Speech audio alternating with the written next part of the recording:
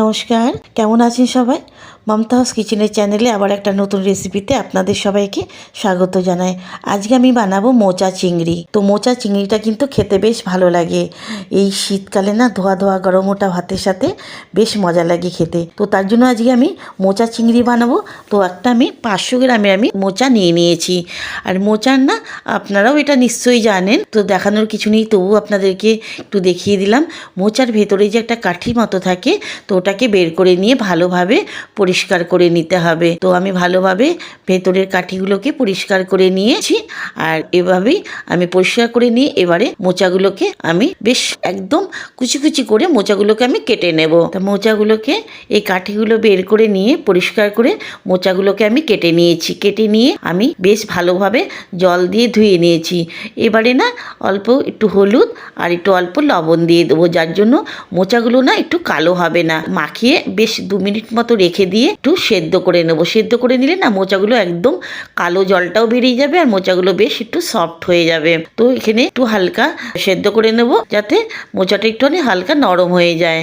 তো যেমনই সেদ্ধ হয়ে উঠবে, 2-3 বার ফুটে উঠবে, তো মোচাগুলোকে আমি বের করে নিয়ে ছেঁকে নেব। ছেঁকে নিয়ে আলাদা একটা পাত্রটিতে আমি ঢেলে নিয়েছি।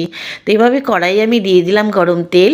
গরম তেলের মধ্যে জিরে, লঙ্কা ফোড়ন আর তেজপাতা ফোড়ন আমি দিয়ে দিয়েছি। সাথে দিয়ে দিয়েছি পেঁয়াজটা বেশ ভালো করে ভেজে নেব। আর একটা আপনাদেরকে বলতে ভুলে গেছি, চিংড়ি মাছটা কিন্তু আমি আগের থেকেই ভেজে নিয়েছি, চিংড়ি মাছ আর আলুটা।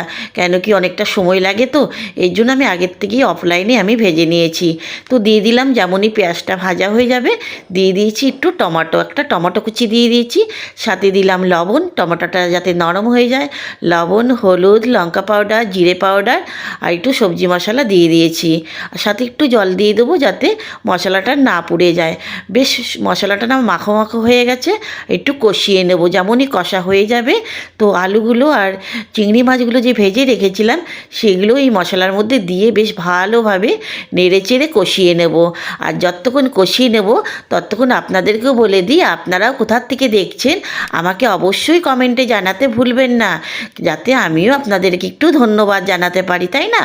আর এভাবে যখনই মশলার মধ্যে চিংড়ি আর আলু কষে যাবে, তো দিয়ে দিলাম মোচাগুলোকে ভালোভাবে ফ্রাই করে নিয়ে কষা কষা হয়ে গেছে। তো এভাবে সামান্য দিয়ে দিলাম চিনিটা কিন্তু একদমই অপশনালি, তো আপনারা যদি না পছন্দ করেন তো বাদ দিতে পারেন।